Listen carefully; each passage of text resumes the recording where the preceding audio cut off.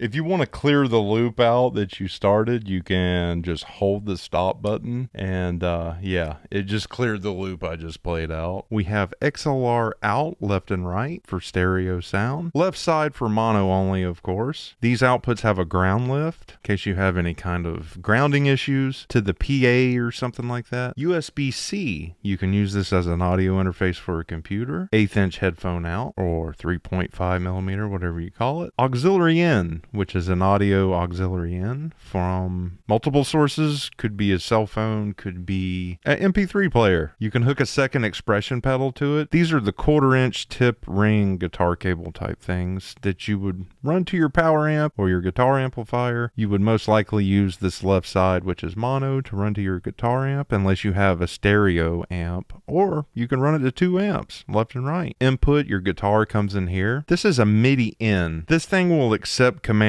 CC through MIDI, and there's also PC style commands, and I don't know exactly what the PC is, but I will assume it has to do with the computer. But anyway, if you had something like an extra floorboard controller that transmits MIDI CC, you should be able to control this thing. There's your power rocker switch. This is DC 9 volt negative center pin, 500 milliamp. The actual screen itself on this is not a touch screen, but this entire black panel is. Compressor, effects A, drive, amp, cab, EQ, noise gate, effects B, you have your delay and reverb, and then over here, store, which is how you save your presets, system, which is like system settings. This thing has a drum machine on it, which is totally awesome. Your expression pedals and how they're set up would be there. It's got a tuner, it's got a looper. Here is your output. In this video, I'm going to be leaving the factory cellophane on it, so if you see a bit of a glaze on the display, that's why. This is how I have the unit hooked up. I ran my power back here, plug the guitar in there, and this is my USB-C out running to a computer. Here, let's kick it on. Power switch back here, and this thing said software version 1.00, I think. So these units are brand new, and we have the very first firmware or software, whatever you call it. I'm just going to call these buttons even though they're not buttons. You have a home and a return, just like a cell phone up here. So that should look pretty familiar. And then left and right, if it's a menu that's too much to fit on the screen, you'll be able to see if you need to go right or back left. Down here, all of the effects. If one of them isn't lit up, you can just touch it and it'll come on. When it comes on, it automatically brings the controls to that effect up here. And if you don't want to be in that screen and go back home, just tap home up here. And you can probably press back also, and it will do the same thing. What's super simple about this thing, you only have 10 effects blocks. It will not change. One of them won't disappear. You don't have to add a block here and there. These 10 blocks are always there. Now you can change the order of them, but if it's a block you don't want to use, you just turn it off and it won't be lit up. The physical knobs on it, this is a volume for your guitar 1/4 inch outs. This volume here is for for the XLR. These here are encoder knobs, and they actually control values that will be on the screen whenever you press something like the amplifier. This volume pot here controls the headphone volume. This is a big dial encoder that's pushable. Usually what you'll use this for is to select something or scroll through. By default on the screen, turning this will scroll through the presets. But if you want to get down to where the blocks are, you can push it and this will turn blue. And what that means is you can now scroll and it'll put an arrow through the blocks here. Pretty much the only reason you would want to do that is to change the order. Like let's just say, hey, I don't want this compressor here. I want it after the cabinet. You can do that. To try to show you real quick, we're going to twist this and you see how that arrow is moving. You can push to select and now you're moving the actual effect block around. And then you can push again and then it deselects that and then you can scroll back to wherever you want to scroll. Come back here to the preset thing and push that again and now you're scrolling through the actual presets on the unit. Now keep in mind if you would change something, of course, you would want to press store and it brings you here where you can change the name of it. You can save it to a different preset number. And if you don't want to mess with any of this stuff, like you're just straight storing it, you just press store again. It's confirming this and then you just switch over to yes and then you press the button and it will store it. I don't want to mess with this, so I'm just going to hit home, which exits out of that, and I didn't change anything. What this stuff across the bottom is this says expression pedal, which is that, and it's telling you what that pedal is controlling right now. This is telling you, hey, if the expression pedal is on, you are controlling gain, and here's your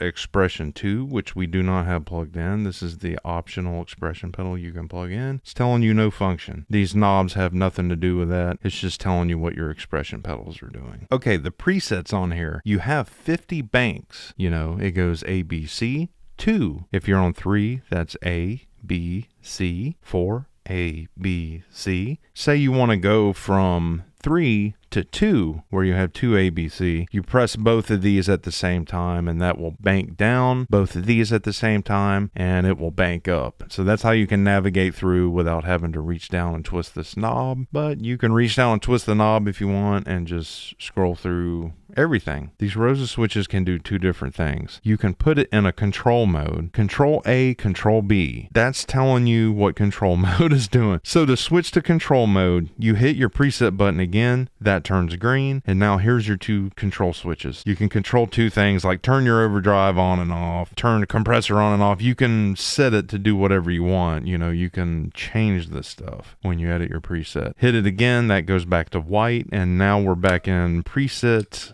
select mode. Store menu. Of course, that's where you can store the preset if you want. System. This is your system menu where you can adjust stuff. Right there is the input level. This is the USB. There is the drum machine. It only lights up when, of course, it's on. And this is the type of beats. We are on pop 1. You can change all this by moving this dial. Start, stop, stuff like that. And while it's in drum machine mode, you can hit the looper and it goes over to the looper and you can actually loop with the drum machine going and the drums will stay in sync with the loop. Pretty awesome. So you can be a one-man band thing and it works out pretty good. The EXP here I pressed. This is where you can go in and change the function of the expression pedals. There's the tuner. I think this can be set from 432 on up to something else. You can leave it in 440 and still tune the E flat. It will still tell you what the notes are. So yeah, best thing to do is just leave it in 440 because if you're tuning the D standard, it's still going to tell you D. Yeah. Control. Come into here when you want to change what your control switches are. Remember, you go into control mode and you have 2 switches. Output. This is cabinet simulator for XLR and the guitar 1/4 inch out. If you don't want to run the cab emulation going to your guitar amp or whatever, you can turn it off right here. Editing from the panel. This is pretty easy to get used to. Picture this as your guitar cable running through 10 blocks virtually. To edit the compressor, right now the compressor's on. You just press that and it brings the control of the compressor up. If you want to change the type of compressor, you just twist this knob here. Now a lot of stuff in here is of popular units, but they're named different for trademark reasons. 1176. That seems like it might be a popular one. SSL. Yeah, I know what an SSL is. 2 compressor, C2, C4, Dynacomp, Diamond, 10 different compressors. If you want like a phaser or wah pedal or something, you just press effects A. You can twist this knob and change it to different types of effects. Let's see what we got here. We have a wah 535. I believe that's a Dunlop. I don't know for sure. It's just wah 535. Wink, wink. 847. I don't know what that is. Got a tempo wah, which is probably something like an auto wah. Envelope filter, intelligent gate, which is a noise gate, pure boost, lead boost. Yeah, so you can just do signal boost here if you want. There's also an actual overdrive block. Let me just fly through this stuff right here. Ring modulation, lo-fi, volume swell.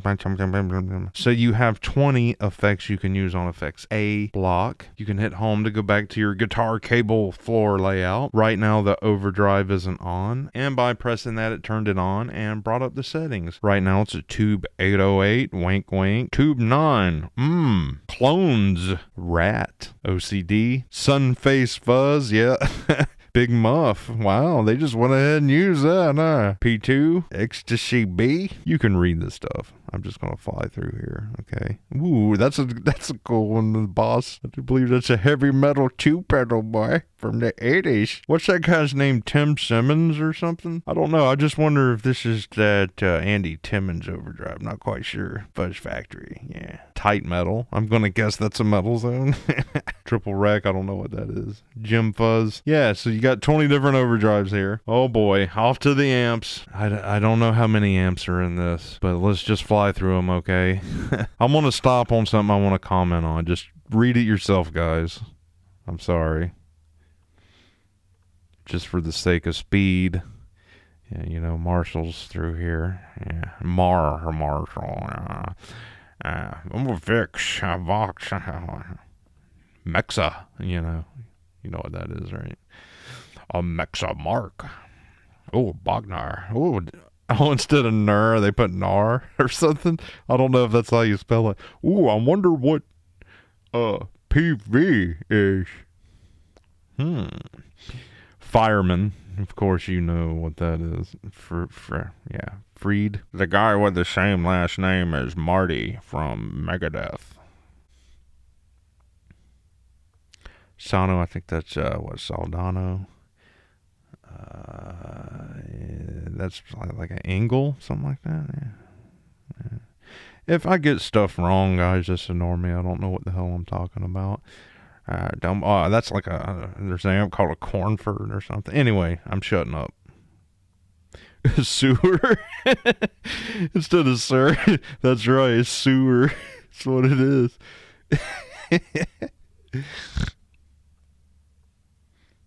Matless. Shit, this is hilarious. I could just flip through here for fucking comedy hour.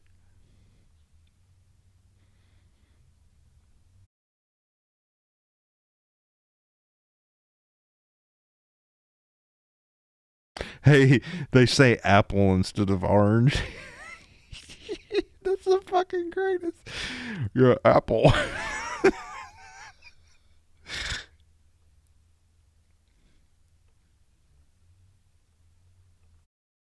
I guess that's a carving. Yeah. That's probably Fishman, the acoustic stuff. Yeah, so you got 80 amplifier type things on your amp slot. Cabinet emulator, of course. Dude, do we want to fly through? Guys, I gotta hurry up, bro. You have 100 cab slots, okay? 50 of them are factory. Just put this thing in 0.25 speed on YouTube if you need to see what all this stuff is. So I think 51 through 100 Apple. I can't get over that. So yeah, that's your factory, right? Now up here in the 50s all the way to 100, yeah. You can put your own IR slots. You do need the computer software to do this, which you can download from Donner's website. There's an EQ block, and then you got a 3-band, 5-band, 6-band, 10-band, custom. Yeah, so you got 3 different noise gates. Effects B, that should be exactly the same as effects A. Yeah, this is all the same stuff as effects A. Your delays, we have digital delay.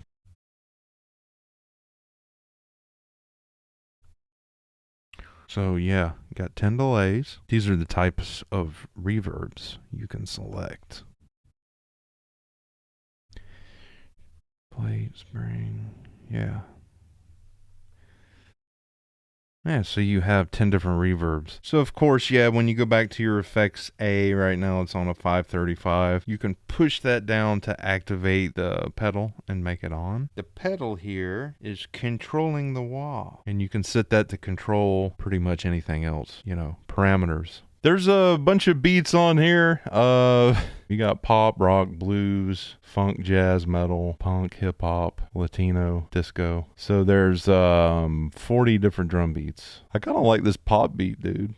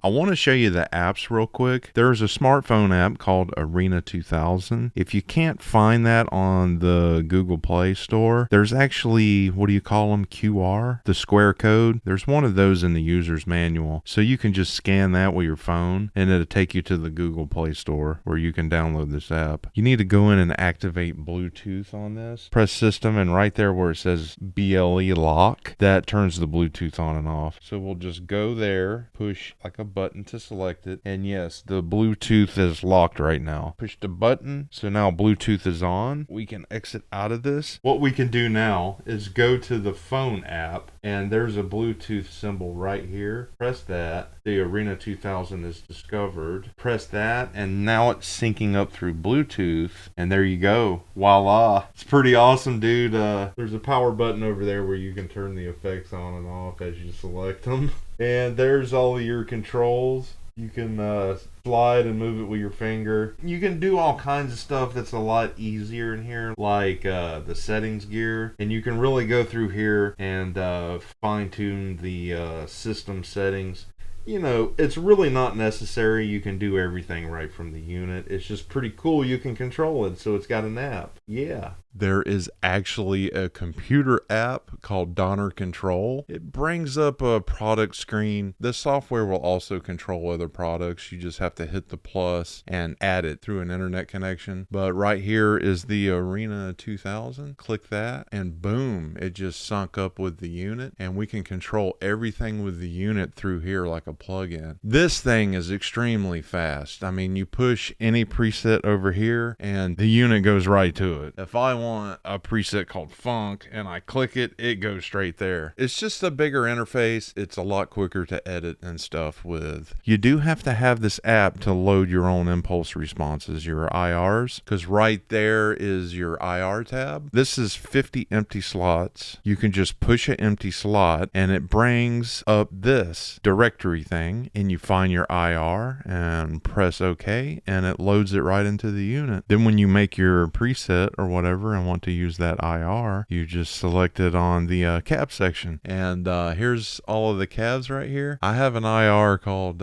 Hank 1 and 2 in there. You have high pass and low pass right here, you know, to kind of sculpt the response. There's settings that maybe I didn't mention, like effects trail or effects tail. This right here will make stuff like like delays and reverbs continue instead of abruptly stopping when you change the preset and stuff. There's quite a few things like that I just didn't have enough time to mention because I tried to keep this video as short as possible. Yeah, man, I'll have links to this thing in the description and the pinned comment below. I'm super happy with it, man. I think you would be happy with it also, especially if you have your favorite IRs that you like to use. If you load your own IR into this thing, it sounds just as good as pretty much any other unit on the market. It's just all in dialing the amp in, you know. The designers of this stuff have my utmost respect because they put a lot of time and pride into this. These are the first versions of the software and firmware, and I haven't found any problems yet. Good job, guys. Thank you for hanging out, guys. Subscribe if you haven't already, and I will see you next video.